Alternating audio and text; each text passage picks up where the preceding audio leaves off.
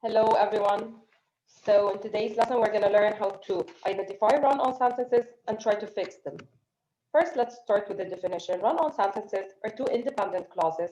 And when I say independent clause, I'm talking about subject and verb and complete idea. So when we have two independent clauses, they should be correctly linked or joined. If you have a problem with the punctuation between two independent clauses, you will end up having run-on sentences. Let's look at this sentence. My instructor read my paper. He said it was brilliant. These are two complete sentences or two independent clauses, subject and the verb and complete idea. So my instructor read my paper. He said it was brilliant. Two complete ideas linked without any punctuation mark. I don't have a period. I don't have a comma with coordinating. I don't have any proper punctuation mark. So that's why we call them run-on sentences or run-on sentence. I have mainly three types of run-on sentences.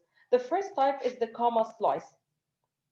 When you have a comma between two independent clauses, guys, this is a common mistake. And usually we have this mistake even if you are an advanced writer.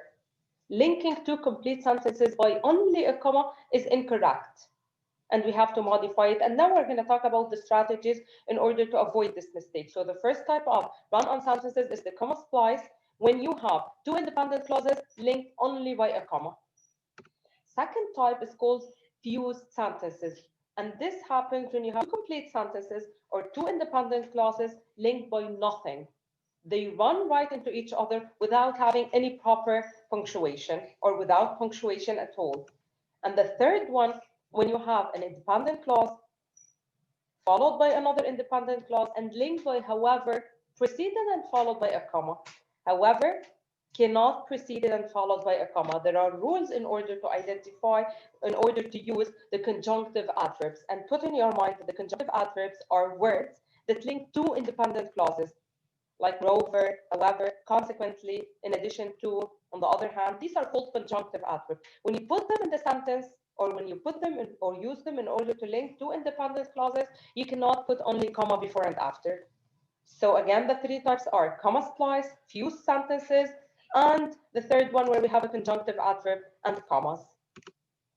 And now the most important thing, how to avoid having run-on sentences, how to correct run-on sentences in our essay or paragraph writing. First step is to separate them with a period. So if you have two complete sentences, we can never use a comma only. What can we do? The easiest way is, instead of writing or putting a period, these are two independent clauses or independent sentences. So instead of having a comma, we can simply put a period. So here, guys, we stop at the beginning, at the first clause, and we make it a complete sentence, and we have another complete sentence. So in this case, instead of having one long run-on sentence, we have two independent clauses and we have two sentences. Another example, my new supervisor has been making all sorts of changes. She's really causing problems. Independent clause and another independent clause, they should be separated properly, or sorry, linked properly, joined properly, so I can easily put a period and make them two complete sentences. That's strategy number one. Strategy number two, we can use a semicolon. Guys, the semicolon is almost the same as the period, but I have to use it when I have two related ideas. The meaning is related. The meaning of the first sentence is related to the meaning of the second sentence. So this is a run-on sentence. I've owned 4 different guitars. My first guitar was Gibson Explorer. 2 complete sentences, but they are related. So instead of putting a period, because also we have to avoid overusing the period in our essay or paragraph writing. So what do? Instead of using the period all the time to separate your independent clauses, in this case, we can use a semicolon if these two ideas are closely related. So what do? This is the first idea, the first independent clause. And this is the second one. I link them with a semicolon. And after the semicolon, the difference between this one and the period is that here I just have a semicolon. After the semicolon, it's a small letter, not a capital letter. And also, guys, they should be closely related. And that's it. Third strategy, I can use a semicolon. Guys, I said in while listing the types of run-on sentences, I said that we have 3 types. Comma splice, where we have a comma only.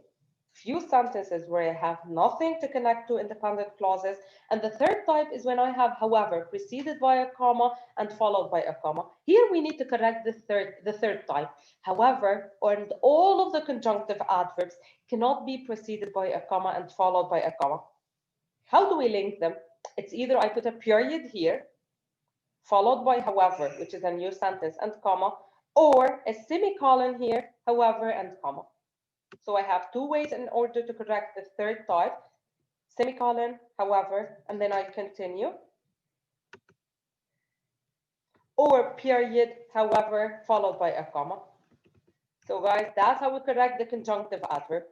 Period, however, comma, semicolon, however, comma. But put in your mind also that when you're using the conjunctive adverb, you should be linking two complete sentences.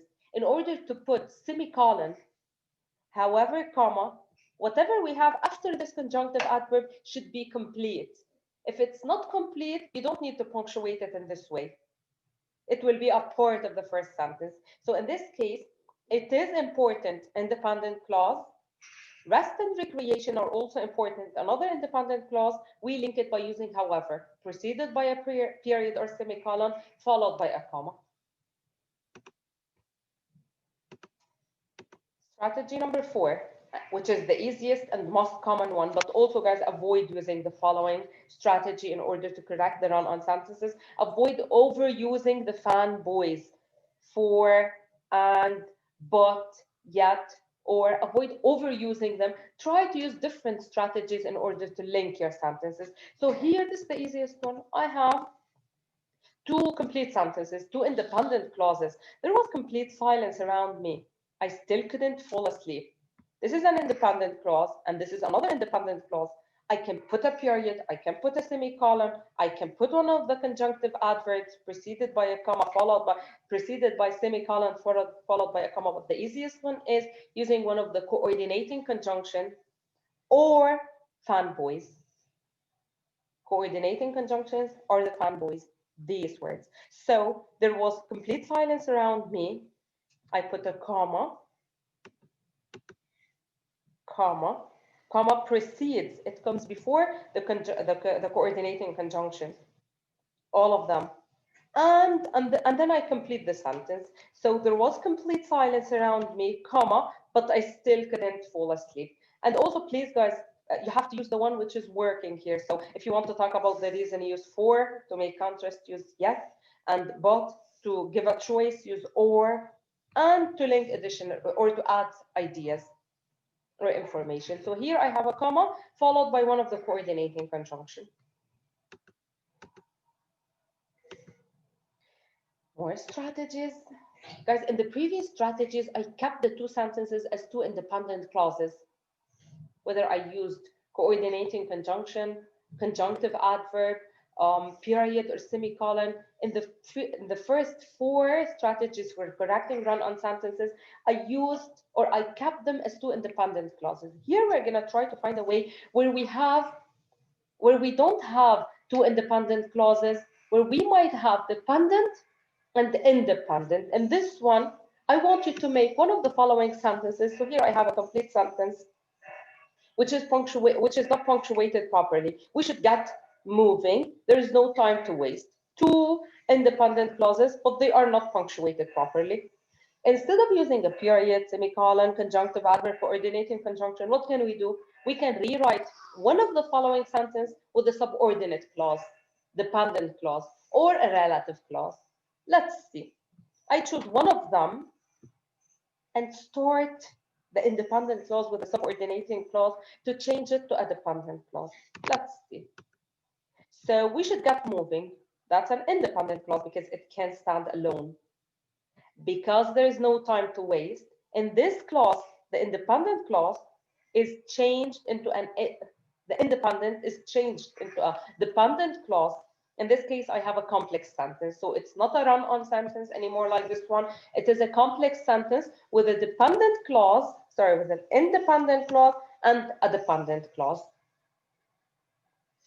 More examples. All students love this class. They like grammar. Here, I don't need subordinating clause. I need a relative clause. A relative clause I use describe the other clause or a word in the other clause. So all students love this class. They like grammar. What's common between the first and the second sentence? Students and they. So all students, I go to the other one to get the dependent clause. All students who like grammar love this class. In this case, I have all students love this class, independent clause, who like grammar, relative clause. So instead of having, oh, this should be, we shouldn't have a period here, guys. Run on without a period. That's a typo mistake. So instead of having a period, we should have just two sentences or two clauses linked together without anything, because this is not run on sentence. This is two complete sentences. So all students love this class, nothing here, they like grammar. How do we fix it? In this way, all students who like grammar love this class. Also, another strategy, and this is the last one, I can rewrite the sentences using a phrase. So instead of having two independent clauses punctuated improperly, I can change one of them into a phrase. And we know that the phrase is a group of words missing the subject or the verb. So here I have independent clause. I can keep it as it is. It attracts thousands of tourists each year. What can we do to the following? I can change the following independent clause, subject and the verb, into a phrase, crossing either the subject or the verb. Here I can cross the subject because it is included here. So instead of saying Burj Khalifa is the tallest building in the world, it attracts thousands, I can make the following a phrase, attracting thousands of tourists each year. The phrase, guys, can be a part of the sentence, and we can separate it by a comma if it's adding information to the text. But I can't do the following if I have two independent clauses. This is run on sentences, comma splice. Another example, so that's the phrase, it's part of the sentence right now, and it is punctuated properly. He is reflecting on the meaning of life. Henry tried to find philosophical answers to life's problem. Independent clause, another independent clause, linked together by a comma only, which is a comma splice. Here, he is reflecting on the meaning of life can be turned into a phrase. Instead of using he is, I can start with participle. And the participle, guys, is a verb plus ing. Verb plus ing. Acting is an adjective. So here, reflecting on the meaning of life. Who is reflecting on the meaning of life? Henry. Immediately, when you have a participle phrase, you should start with the subject describing it. Or the subject it is describing. So here, reflecting on the meaning of life. Who is describing? Who is reflecting on the meaning of life? Henry. So this is a participle phrase, can be separated from the rest of the sentence with a comma. Guys, also the last point, in case you want to link the following sentences, we can have also an easier way. He is reflecting on the meaning of life. Henry, okay, he is reflecting on the meaning of life. Henry tried to find philosophical answers. In case, guys, this might not work, but in case you have two independent clauses that have the same subject, you can simply cross the subject, the second one, like in this one, Burj Khalifa is the tallest building in the world. Instead of repeating it, we can cross comma and it and add and. So Burj Khalifa is the tallest building in the world and attracts thousands of tourists each year. So instead of having two independent clauses linked improperly by only a comma, which is wrong, which is a run-on sentence, we can cross comma and it and make it one sentence with two verbs related to the same subject. And that's the last step. Let me make sure that you got the point. Which one of the following is correct? Take a look, pause the video and try to find the right answer.